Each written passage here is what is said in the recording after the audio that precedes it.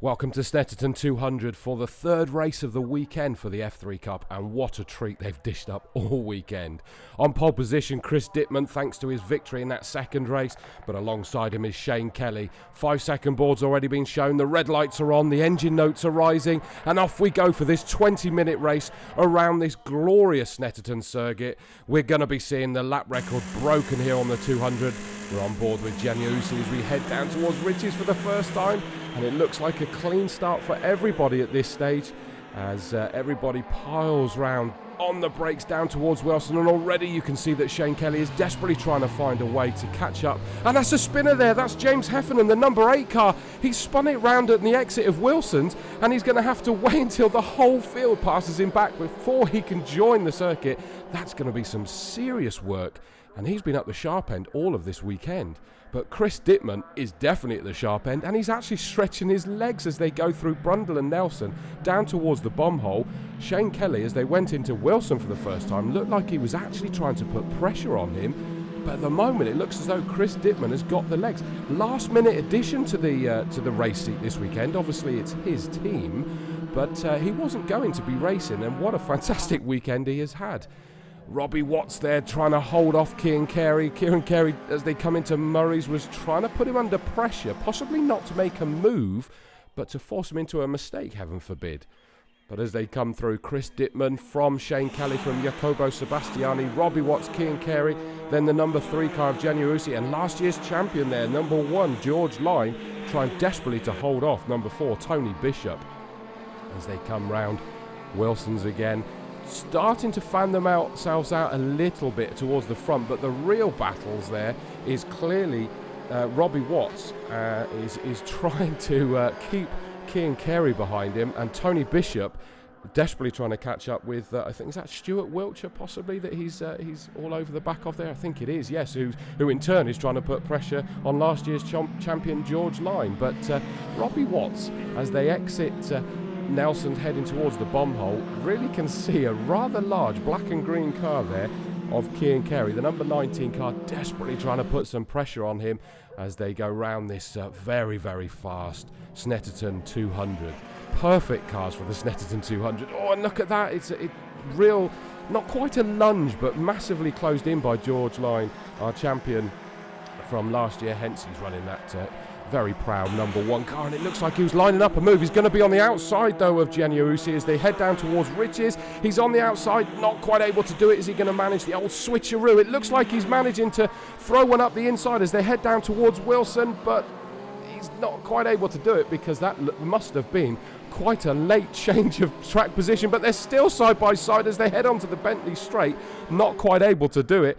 Great defensive work there by Gianniusi in the number 3 car. Goodness me, that was 2-3 corners that he had to defend there, and he got himself in the right positions on the circuit, but he's not managed to shake off. And look at that battle in between those two has brought in Pete Stuart Wiltshire and Tony Bishop. So 5 and 4 glued to the back of them now.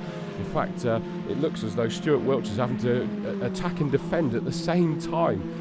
But heading down towards the wonderfully fast sweeping corner, these cars whipping round this corner is a sight to behold. And again, look at this, George Lyne looking towards the inside, not quite able to do it. It looks as though Gianniusi's making that the widest Formula 3 car he possibly can. As the front 5 already make their way across the line, it's Chris Dittman from Shane Kelly, from Jacopo Sebastiani, Robbie Watts still managing to hold off Kieran Carey, and Gianniusi still managing to hold off George Lyne at the moment.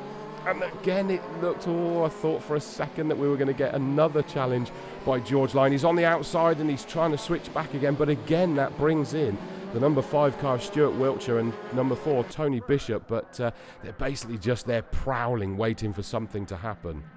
Through go the first 3 round Brundle and Nelson. Robbie Watts, Kieran Carey still glued together. Then there's this fabulous 4-car train through the left-hander of Brundle, straight into the right-hander of Nelson. And look how close George Lyne is getting. He's really able to close, but he's not quite able to find that gap to throw the car up the inside safely, at least. But as they sweep round Coram, is he going to do it again? Is he going to look towards the inside as they get on the brakes for Murray's? not quite. He was a little bit further away this time, and he was a bit more circumspect, which actually brought Stuart Wiltshire more into play on the back of George Line. Through goes Robbie Watts, still being pressured by Cian Carey, as we then look at this great four-car battle coming down the centre straight towards Riches. Still holding on is Genuusi. Cracking defensive job there.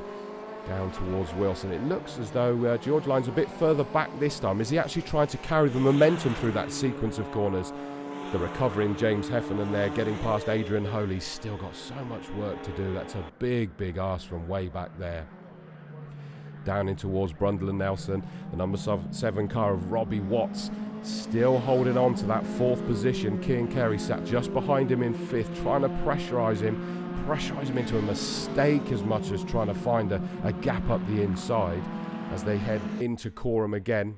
Onto the centre straight. Here comes Chris Dittman. Still, look at the lead he's stretching. If anything, no, Shane Kelly's not able to close because he's having to defend from Jacopo Sebastiani.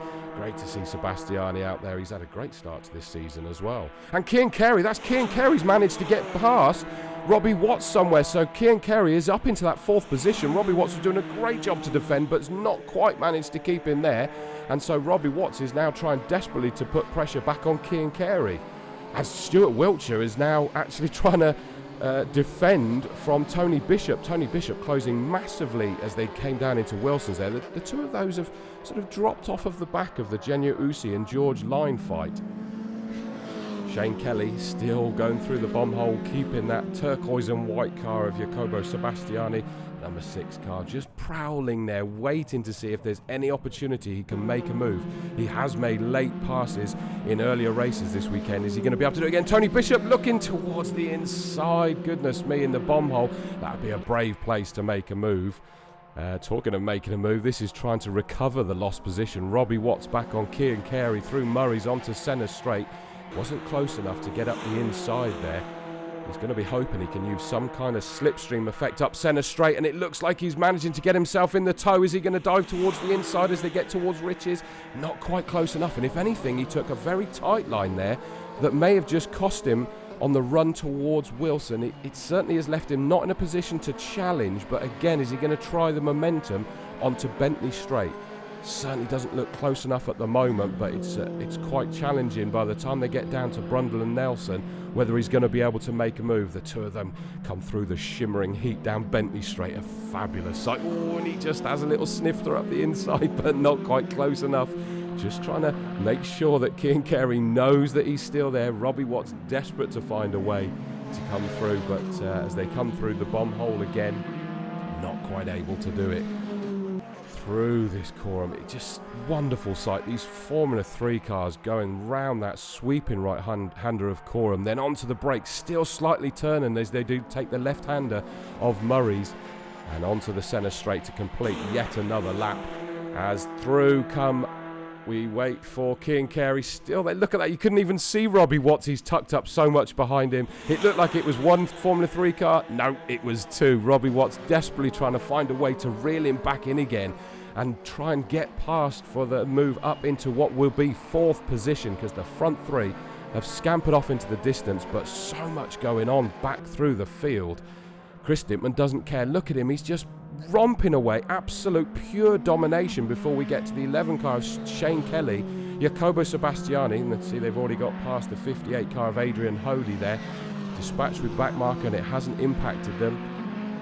These guys are going to have to take on that back marker soon, and these are close enough that could impact it, but it is still Cian Carey, number 19, sat in 4th position, keeping number 7, Robbie Watts, behind him. Through the bomb hole they go, heading in towards Coreham.